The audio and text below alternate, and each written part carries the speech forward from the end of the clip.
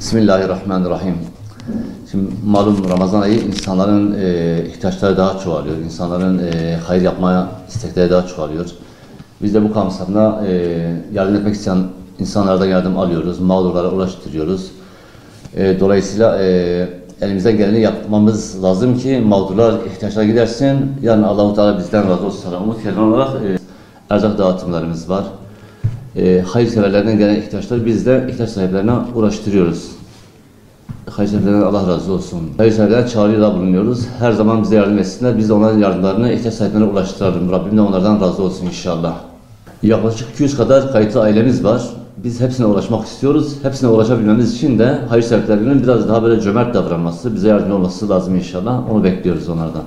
Rabbim hayır sahiplerinin bin etsin, bütün sevaplarını kabul etsin inşallah. Allah onlardan razı olsun.